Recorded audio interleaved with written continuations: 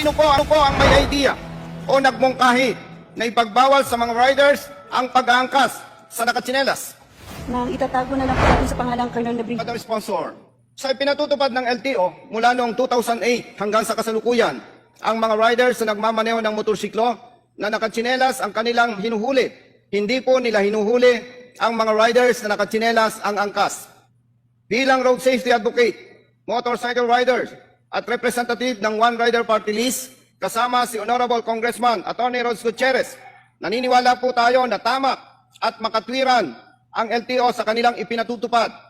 Higit na maayos, komportable at mas ligtas para sa pagmamaneho ng mga riders kung nakasapatos ang mga ito at hindi nakatsinelas. Mr. Speaker, Madam Sponsor, sa ipinatutupad na single ticketing system ng MMDA, hinuhuli po ba nila ang mga riders kapag nakatsinelas ang angkas? Mr. Speaker, my dear colleague, opo, under the single ticketing system, iyon po ang pinagbabawal. Mr. Speaker, Madam Sponsor, ang kasunod ko pong itatanong ay naitanong ko na during the previous pre-budget hearing for MMDA. Nais ko lamang pong itanong ulit ito para mas maging malinaw sa ating lahat ang usapin. Mr. Speaker, Madam Sponsor, sino po ang may idea o nagmungkahi na ipagbawal sa mga riders ang pag-aangkas sa nakatsinelas? Mr. Speaker, my dear colleague, kailangan ko po talagang banggitin ang pangalan?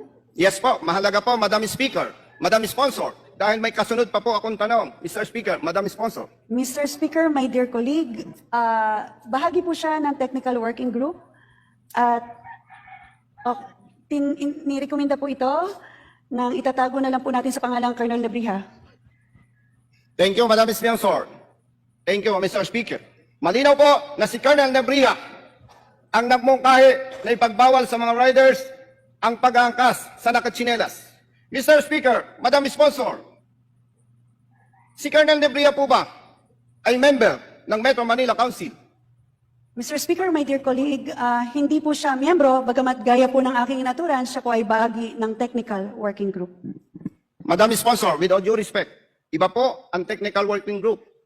Iba rin po ang Metro Manila Council. Ang Metro Manila Council po ay binubuo ng mga mayors. Kabilang din po dyan sa Metro Manila Council ang chairman ng MMDA. Mr. Speaker, my dear colleague, bagamat hindi po siya bahagi ng Metro Manila Council, sa tuwing nagkakaroon po, nagkakamap ang Metro Manila Council ng isang polisiya, ang technical working group po ang siyang namamahala para mag-craft ng policy po. Mr. Speaker, my dear colleague. Madam Sponsor, Mr. Speaker, hindi po tayo sumasang-ayon sa nabanggit ng Honorable Distinguished Colleague na ang TWG ang nagkakrap. Hindi rin po basihan na nagmungkahi ang member ng TWG sa Metro Manila Council para dito sa sinasabing pagbabawal sa mga riders kung nakatsinelas ang kanilang angkas. Mr. Speaker, Madam Sponsor, illegal, questionable, at may tuturing na pang-abuso sa kapangyarihan at pandaraya sa mga riders at sa kanilang pamilya ang ipinatutupad ng MMDA at ng lokal na pamahalaan ng Las Piñas City base sa mga sumusunod. Una, si Colonel Nebrija po na nagmungkahi na ipagbawal sa mga riders ang pag-aangkas ng nakatsinelas ay hindi member ng Metro Manila Council. Ikalawa po, Mr. Speaker, Madam Sponsor, wala po tayong mababasa sa minutes of the meetings